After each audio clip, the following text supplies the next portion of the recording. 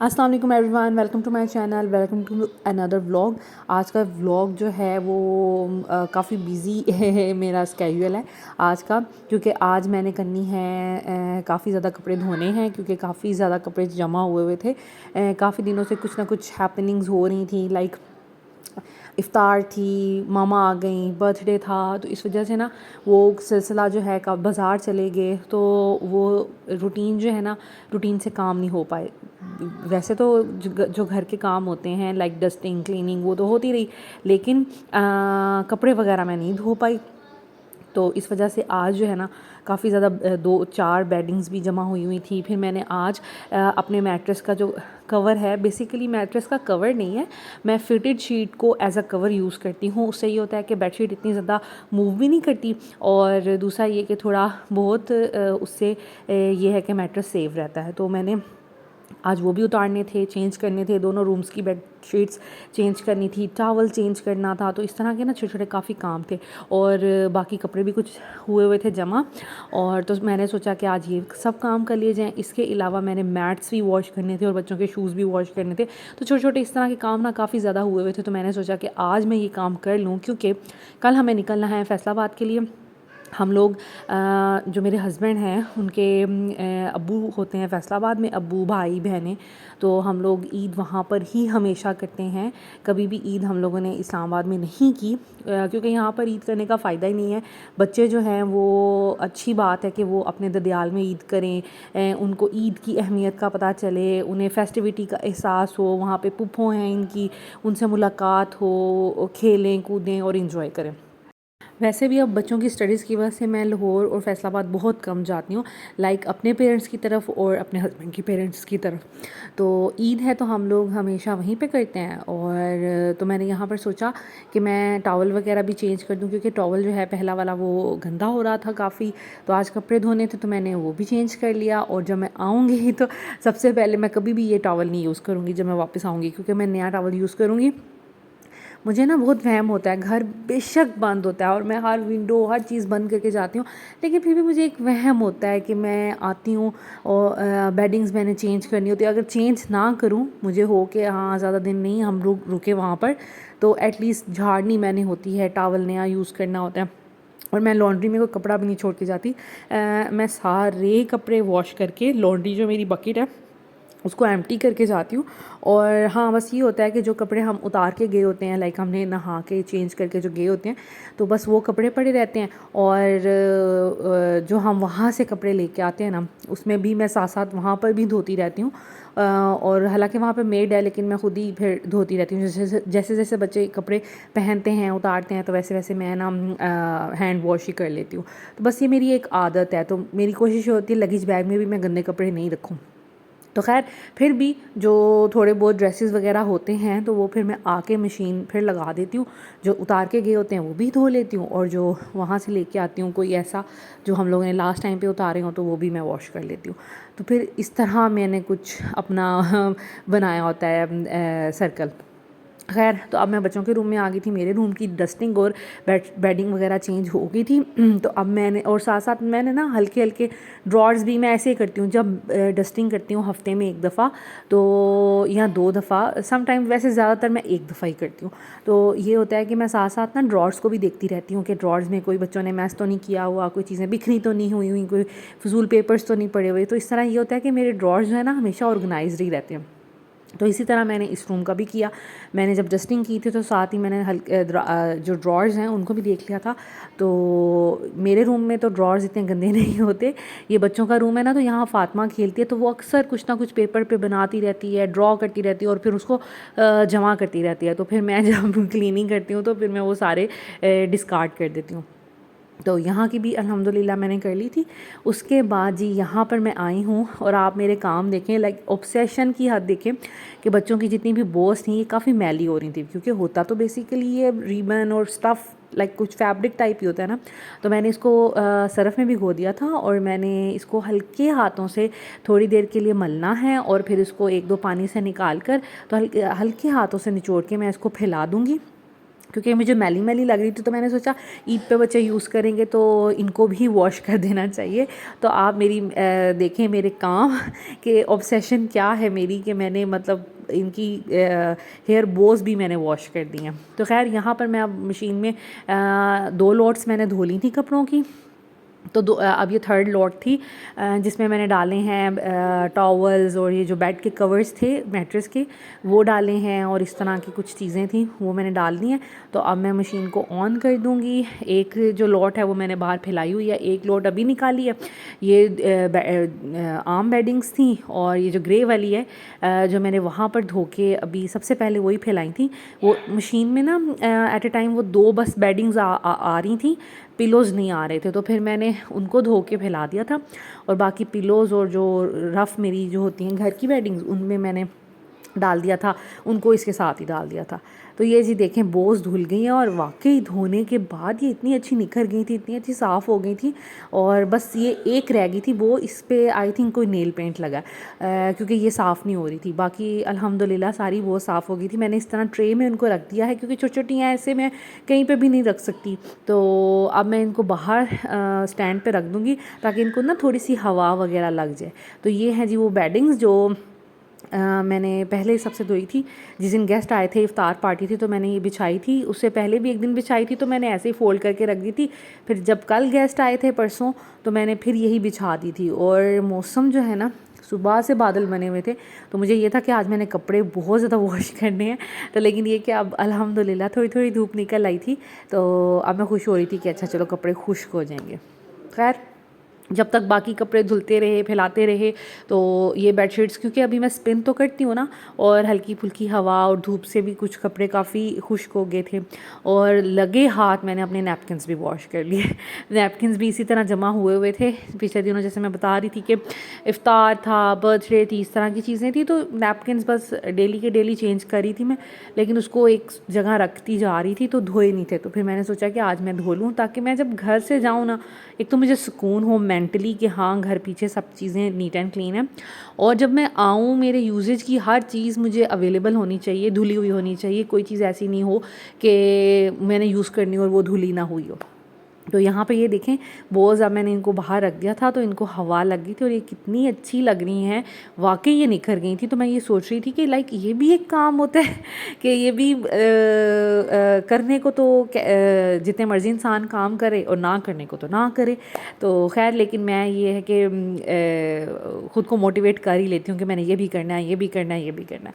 तो यहाँ पर जी अब शू मैं वॉश करने लगी थी। शूज़ भी काफ़ी गंदे थे बच्चों के, और ये भी निगलेक्ट हो रहे थे। दरअसल रमज़ान की वजह से ना इंसान थोड़ा स्लो हो जाता है।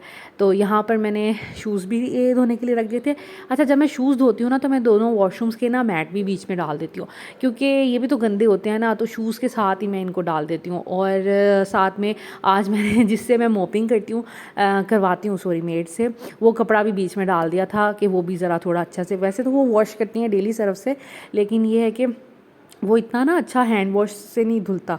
तो मैंने शूज़ के साथ ही मैट्स डाल दिए थे, और ये डाल दिया था। पाइप से मैं पानी इसलिए डाल रही हूँ कि हमारे यहाँ का पानी बहुत ख़राब है। पानी में ना काई लाइक पाइप में जम जाती है, तो ये मशीन के पीछे भी जमी हुई है जहाँ से पानी अंदर आता है।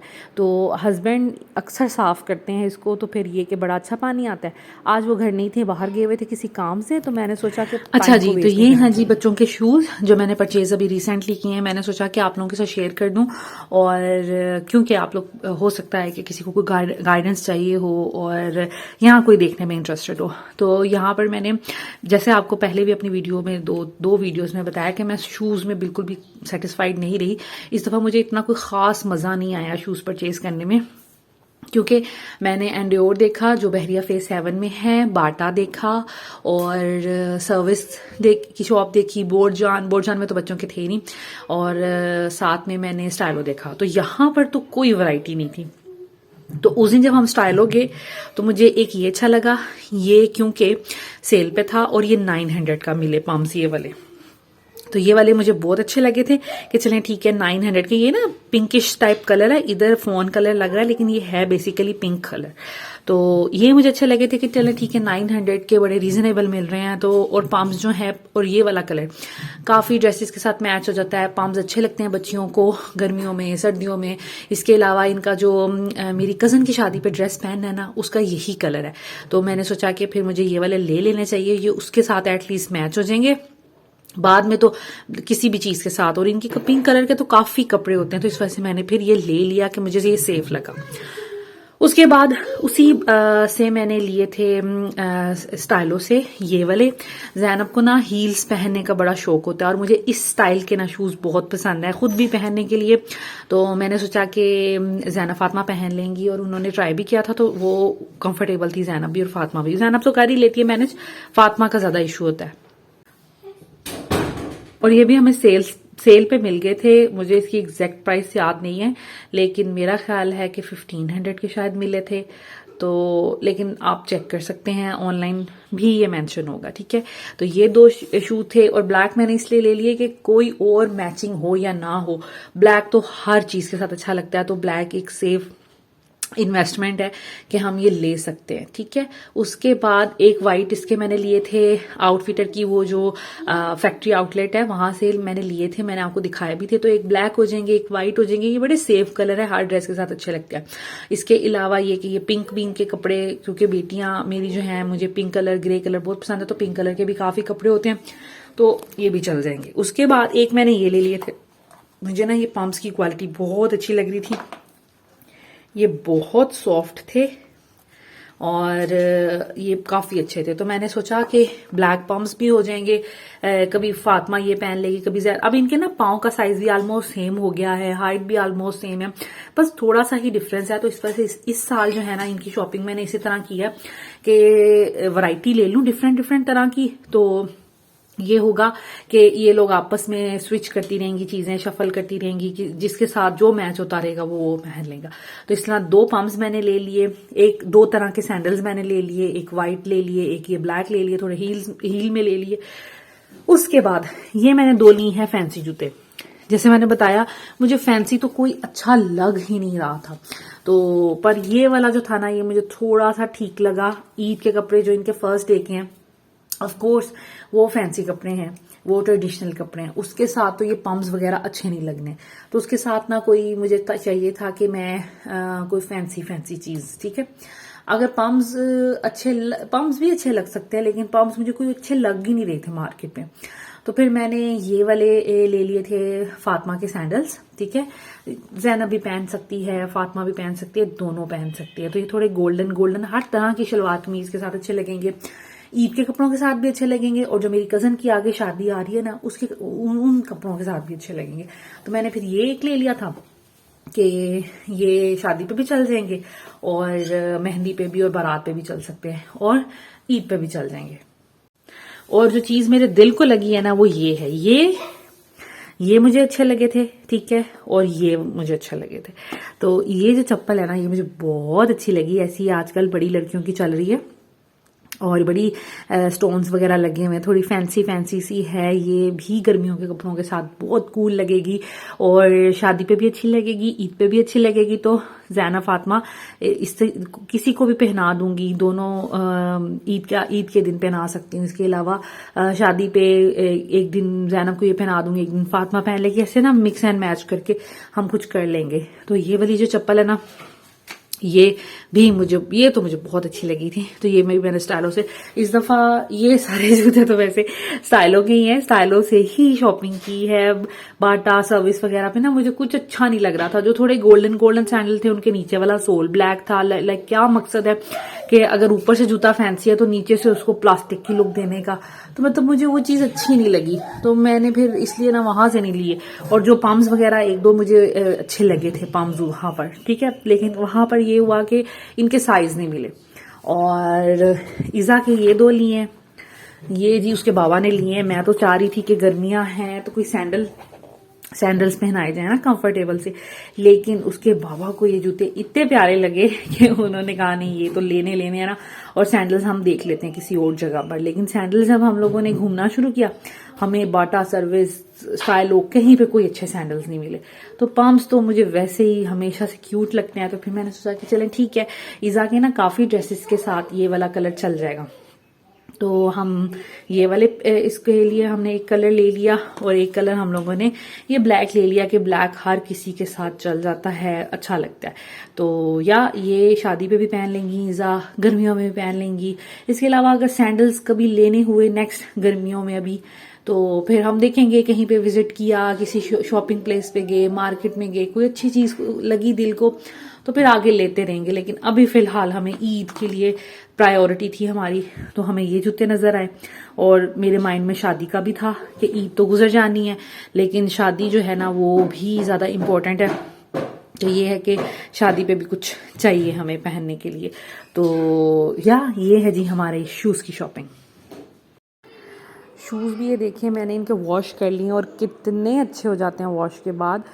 इतने गंदे हो रहे थे ये शूज़ भी, और मैंने वॉश किए हैं तो ये दोनों तो बहुत ही गंदे हो रहे थे ना, तो बहुत अच्छे हो गए हैं अल्हम्दुलिल्लाह। उसके बाद मैट शर्ट भी सारे वॉश हो गए थे, स्पिन कर दिए हैं, बेडिंग्स वगैरह भी सारी हो गई हैं, तो काफ़ी हद तक कपड़े हो गए। अब बस एक लोड रह गई थी, वो जो हमारे कपड़े हैं वो भी मैंने वॉश कर लिए थे, आपको नज़र आ रहे होंगे। और जो बोझ वगैरह हैं वो मैंने फिर यहाँ से हटा दी थी, काफ़ी हद तक वो भी खुश्क हो गई थी। तो अब फाइनली अल्हम्दुलिल्लाह कपड़े जो हैं हमारे वॉश हो गए। और अब मैं यहाँ पर कर रही थी स्टिचिंग, क्योंकि मैंने बच्चों के कपड़े तो वैसे तो गर्मियों के भी और भी रहते हैं सीने वाले, इज़ा के भी थोड़े से रहते हैं, लेकिन अब जाने का टाइम करीब आ गया है। अब मैं कुछ ज़्यादा और स्टिचिंग में नहीं पड़ना चाहती, और आज इतने काम करने के बाद अगर मैं और स्टिचिंग करूँगी तो मैं बहुत एग्जॉस्ट हो जाऊँगी। तो यहाँ पर मैं सी रही हूँ एक शर्ट, इसके साथ का ट्राउज़र स्टिच्ड है, और बस शर्ट मैंने सीनी, तो मैंने सोचा कि क्यों ना ये काम कर लिया जाए। इन दोनों के ना लॉन के दो ड्रेसेस हो जाएंगे ज़ैना फातिमा के, जो मैं साथ ले जाऊँगी। और इसके अलावा बाकी जो मैंने शॉपिंग आपको सारी दिखाई है वो तो है ही है, और इज़ा के तो रेडीमेड ड्रेसेस ही हैं ज़्यादातर, जो मैंने आपको कल शॉपिंग इज़ा की दिखाई थी। तो बाकी ये है कि लॉन के उसके कोई नहीं सिले, कोई बात नहीं, खैर है अभी इतनी कोई ख़ास गर्मी भी नहीं। अच्छा जी, तो ये मैंने शर्ट जो है स्टिच कर ली है, ये कुछ इस तरह की स्टिच की है। ये नॉर्मल शर्ट मैंने ली थी, ठीक है। तो इनको इसका दरमियान का हिस्सा करके ना थोड़ा थोड़ा फासला छोड़ के मैंने यहाँ से कटिंग थ्रू आउट कर दी, ठीक है। उसके दरमियान में मैंने ये जो जॉइंट लेस होती है वो लगा दी, ठीक है। तो स्टाइल का स्टाइल बन गया, स्ट्रेट कमीज की बजाय इस तरह ज़्यादा प्यारा लग रहा है, ठीक है। ये जी बोट नेक इसकी बना दी मैंने इस तरह, पट्टी नहीं बनाई क्योंकि ब्लू सूट में भी पट्टी थी, तो फिर इसकी पट्टी फिर अच्छी नहीं लगनी थी, ठीक है। और ये जो स्लीव्स हैं इसके, ये देखें, इस पर भी जॉइंट लेस लगा दी, नीचे लेस लगा दी, अंदर वाली साइड पे कपड़ा लगा दिया। ये घेर में भी इसी तरह मैंने अंदर वाली साइड पे कपड़ा लगा के इसको फोल्ड किया है, तो थोड़ी नीटनेस आ जाती है। बैक पे भी सेम वही चीज़ फॉलो की है, जॉइंट लेस लगाई है दोनों, आगे फ्रंट पे भी और बैक पे भी। तो ये जी एक और सूट स्टिच हो गया है, और इसके साथ है जी ये ट्राउज़र इस तरह, ट्राउज़र के नीचे लेस लगी हुई है। अच्छा, बेसिकली ये इसका ट्राउज़र नहीं है, इसके साथ मैं ब्लैक कलर की शलवार लेके आई थी, और शायद मैं इसको शलवार ही सीऊं, और वो मैंने करनी है आप लोगों के साथ शेयर, शलवार की कटिंग और शलवार की स्टिचिंग। तो अभी कल हम लोग ट्रैवल कर रहे हैं, तो मैंने सोचा कि अभी मैं बहुत थक जाऊंगी और मुझसे फिर वीडियो भी नहीं बनेगी ना कि शलवार की कटिंग की और स्टिचिंग की, तो फिर जल्दबाजी में काम ख़राब नहीं करते। ये ट्राउज़र भी बिल्कुल नया है, और ये मैंने ज़ैनब का सिया था, तो अब मैं इस ड्रेस के साथ ये पहना दूंगी, और इंशाल्लाह ताला जब मैं वापस आऊँगी तो फिर मैं इसके साथ शलवार स्टिच कर लूँगी, और फिर आपके साथ भी शेयर करूँगी उसकी स्टिचिंग एंड कटिंग। तो ये भी एक पेयर बन गया है, तो अब दो लॉन के भी इनके हो जाएंगे। अभी जब मैं पैकिंग करूँगी तो इंशाल्लाह ताला आपके साथ पैकिंग की भी वीडियो शेयर करूँगी कि किस तरह पैकिंग की है, कौन कौन से कपड़े रखे हैं, तो वो इंशाल्लाह ताला रात में बैठ के करूँगी। सो आज की वीडियो यहीं तक की थी। पैकिंग की मैं अलग से वीडियो बनाऊंगी क्योंकि वो बहुत ही लंबी वीडियो हो जाएगी। Thank you so much for watching this video. Take care. Allah हाफिज़।